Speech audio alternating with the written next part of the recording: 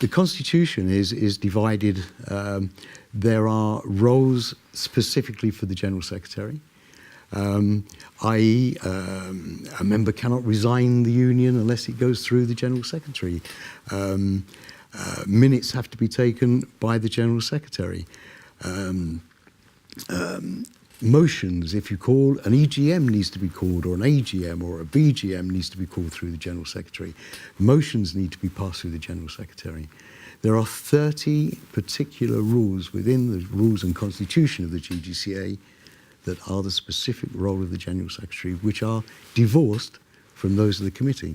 Okay, let's talk about then the wider implications of that industrial tribunal finding in respect of the age in particular. What is the significance? Well, I think this is very significant now that a precedent has been set in Gibraltar. There are many people over the age of 60, for women, over age of 65 for men, who need to work.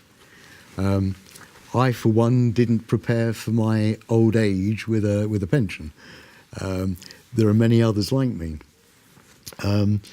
I think, as I said, this was a test case, and I think this is very significant now, that this sends out a very clear message to employers that you cannot discriminate against age, and everybody over the right, women 60, men of 65, now have that right to go to an industrial tribunal if they feel they've been unfairly dismissed.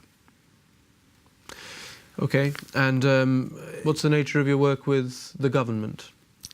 Various. I don't think it's fair for me to go into too much detail on that, but they use me for advice.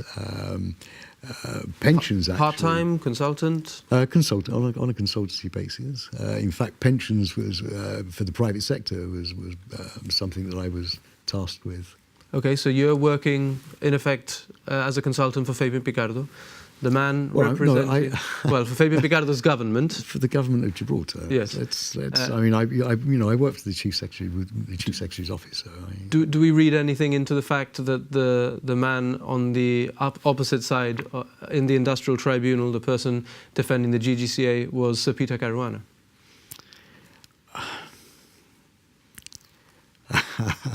I have my own views on that, but I don't think they're views that should be aired in the media. On television, so you're not prepared to talk about that? No, I mean, I've always had, Sir Pita Khurana and I had a very close relationship for many years. With my being the General Secretary of the Union, him being the Chief Minister of the day.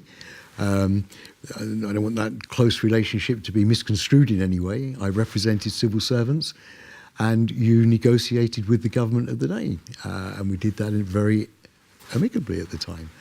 I have the highest regard, highest respect, and I think he's been a very great diplomat during his time for Gibraltar. But again, I have my own views on why he represented the GGCA. And okay, but you can't tell us. It wouldn't. I'd probably get sued for. You're going to be diplomatic as well. I'm going to be diplomatic as well. Okay.